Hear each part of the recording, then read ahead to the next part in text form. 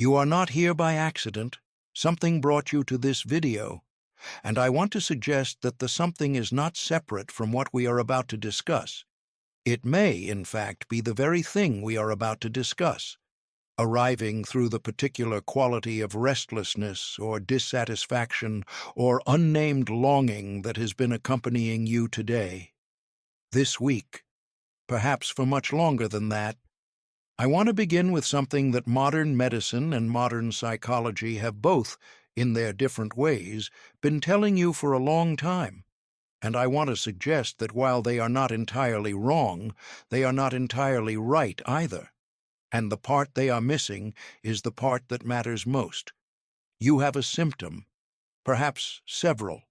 Something in your body or your mind or your emotional life that keeps returning, that disrupts the smooth functioning of the life you are trying to maintain, that has been named, perhaps diagnosed, perhaps treated, and that persists in one form or another because the treatment addressed the symptom and not what the symptom was trying to say. James Hillman spent his entire career making a single argument about symptoms. Not a complicated argument, a simple one. So simple that its simplicity is itself a kind of provocation. Your symptom is not an error. It is a communication, not a metaphor for a communication, not a psychological parallel to a communication that is really happening somewhere else. A direct, specific, intelligent communication from the deepest part of what you are, the part Hillman called the Daimon, to the surface consciousness that is trying to manage your life without consulting what your soul actually knows. The symptom is the Daimon's voice when every other channel has been closed. And the question is not, how do I silence this voice? The question is, what is it saying?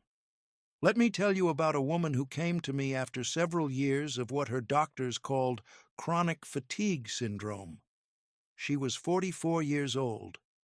A lawyer by training and by practice, successful by every measurable standard. She had seen multiple specialists. She had undergone extensive testing. She had modified her diet, her sleep routine, her exercise regimen, her work schedule. She had done everything that medical competence could recommend, and she was exhausted. Not the exhaustion of insufficient sleep or overwork, though both were present. A deeper exhaustion. The exhaustion of someone who has been doing something for a very long time that does not belong to them. When she described her life to me, the specific texture of her days, the quality of what she attended to and what she was required to produce, I noticed something. She spoke about her legal work with a careful neutrality that was itself a form of information, not dislike. Neutrality. The specific flatness of someone describing a territory they have been moving through for years without ever quite arriving. I asked her, before you became a lawyer, before the training, before the career, what were you drawn to? She was quiet for a long time, and then she said something that surprised her as she said it. She said, I wanted to make things. With my hands. I always wanted to make things. I asked, when did you last make something? She thought. And then she said, 20 years ago. 20 years. The symptom had been arriving for approximately 8 of those years with increasing insistence. The body doing what the Daimon had been unable to accomplish through any other channel, stopping the life that did not belong to it, slowing everything down, creating the conditions in which something that had been suppressed for 2 decades could finally demand its portion of attention. The symptom was not the illness. The symptom was the cure, and the cure the medicine was providing. The management of the symptom in order to return her to the life that had produced it was, from the Daimon's perspective, not a cure at all. Here is the framework that Hillman offers for understanding what your symptoms are actually doing. And I want to be precise about this because precision matters here more than comfort. The Daimon is not a romantic idea about your better self. It is not a spiritual concept of your higher nature. It is the specific, particular, irreducible form of what you are, the soul's original image, that arrived with you and has been trying to express itself through your life ever since. And the daemon communicates through whatever channels are available to it. When the channels of conscious choice are open, when you are living in genuine alignment with what your soul knows itself to be, the daemon speaks through interest, through energy, through the specific quality of aliveness that accompanies genuine engagement with what is actually yours. When those channels are partially closed, when the life being lived is a partial expression of what the soul is, the daimon speaks through longing, through the persistent sense that something is missing, through dreams that keep returning to territories you have left unexplored, through the strange persistence of interests that the reasonable life has no room for.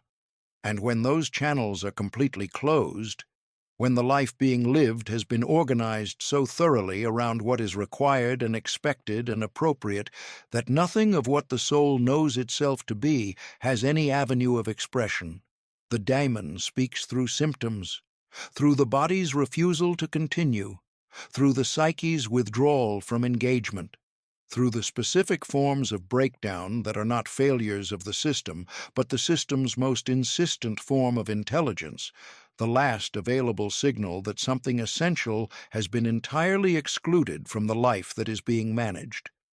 The symptom is not a malfunction. It is the daimon's emergency communication. Now I want to be specific about what different symptoms are actually communicating. Because the communication is not general, it is specific, and the specificity is part of what makes it an actual communication rather than a random biological event. Chronic fatigue. The daimon's message, the life you are living is consuming energy it was never designed to generate. You are producing output for a purpose that is not yours. The body is rationing what remains, because what remains is not enough for the life being demanded of it and the life that is actually yours simultaneously. The question the fatigue is asking is not, how do I get more energy? It is, what am I spending energy on that does not belong to me? And what is the thing that belongs to me that I have been giving no energy to? Anxiety that arrives without a specific object. The daimon's message, you are standing at a threshold you have not yet crossed. Something in your life is requiring a movement that you have been refusing to make. The anxiety is not about what you fear. It is about what you have not yet done that you know, at some level below rationality, that you need to do. The question the anxiety is asking is not, how do I calm this response? It is, what threshold am I refusing to cross? What is the thing I know I need to move toward that I have been standing in front of for months or years without crossing into? Depression. The daimon's message, the surface life has lost contact with depth. The connections between who you appear to be and who you actually are have become so attenuated that the psyche can no longer maintain its ordinary engagement with the surface world. This is not the failure of brain chemistry alone. This is the soul withdrawing its investment from a life that has been organized around everything except what the soul actually is. The question the depression is asking is not, how do I return to the previous level of functioning? It is, what would a life look like that the soul could actually invest in? What has been so thoroughly excluded from the life I am living that the soul has withdrawn its presence from it? Chronic pain that medicine cannot fully explain. The daimon's message, something is being held in the body that the mind has refused to register. A grief not mourned. A boundary violated so consistently that the body has begun to carry what the psyche could not afford to acknowledge. A truth about what the life is doing to the person that every other part of the self has been managing successfully. Except the body, which does not manage. It registers. The question the pain is asking is not, how do I reduce this sensation? It is, what is the body registering that every other part of me has been successfully ignoring? What truth is being held in the tissue that the mind has found too threatening to fully know? The response to these questions is not the abandonment of medical treatment. Let me be absolutely clear about this. The body's distress is real and sometimes requires medical intervention that is genuinely necessary. I am not arguing against that. I am arguing for something additional, for the practice of sitting with the symptom, not to suffer it more fully, not to romanticize it, but to treat it as you would treat any genuine communication, with attention, with the willingness to hear what it is saying, with the question that Hillman taught me to bring to every symptom, every recurring difficulty, every form of suffering that persists despite every attempt to resolve it. What does this symptom know that I do not? Not what does it mean in the abstract. What does it specifically know about the life being lived, about what is present and what is absent, about what the soul requires and what it has been denied, that the managing, functioning, coping surface self has been successfully not knowing? This is the question that changes everything. Not because answering it cures the symptom, sometimes it does, sometimes it does not, but because asking it changes the relationship between you and your own inner life. It changes the symptom from an enemy to be defeated into a messenger to be heard. And hearing a messenger, genuinely hearing what they have traveled so far to deliver, is the beginning of the only kind of response that can address what the symptom is actually about. The practice I am asking you to take from this video is simple, not easy, simple. Take one symptom, the one that has been most persistent, the one that has returned despite the most consistent efforts to address it, the one that your doctors have treated and that keeps coming back, the one that your willpower has fought and that keeps arriving. And instead of asking how to get rid of it, ask it 3 questions. First, if you could speak, if you were not a malfunction but a messenger, what would you say about the life I am currently living? Second, what in my life are you protecting me from? What have you been stopping me from doing or making possible for me to avoid that might be worth examining? Third, what in my life are you pointing toward? What direction, what territory, what unlived or unexplored dimension of what I am are you insisting I attend to? Sit with these questions in your sacred hour, without your phone, without the noise, in the quality of genuine attention that the Daimon requires, and that the symptom has been trying, by every means available to it, to demand. Write what comes, not the reasonable answer, the answer that arrives before the reasoning begins, because the symptom is not random, it is specific. It is intelligent. And it has been trying, for however long it has been present, to tell you something that the life you have been managing has not yet been willing to hear.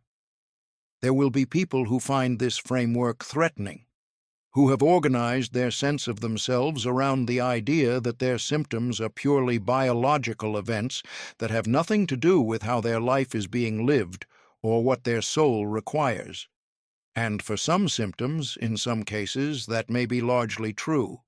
But for the recurring ones, for the ones that persist across every treatment, for the ones that arrive in the specific circumstances that they arrive in and abate in the specific circumstances that they abate in, those symptoms are not random. They are patterned, and patterns have sources. And the source, in Hillman's framework, is the Daimon, the soul's original form, attempting by whatever means remain available to it to be heard by the life that has been organized around everything except what it actually is. Saying no to the life that produced the symptom, or saying yes to what the symptom is pointing toward, is not always possible immediately. Sometimes it requires preparation, transition, the slow reorientation of a life that has been moving in a direction that does not belong to it. But the beginning of that reorientation is simply this: the willingness to hear, to treat the symptom not as a failure to be overcome, but as a communication to be received. to ask, with genuine seriousness and genuine humility, what does my soul know that my body has been trying to tell me, that my managing mind has been working so hard not to hear? Subscribe to this community, not for more strategies to manage what you feel, but for the companionship of others who are learning to hear what their symptoms have been trying to say, because the hearing, the genuine, patient, unhurried hearing, is where the Daimon's work begins. The symptom is speaking. It has been speaking for a long time. All that is required is that you finally listen,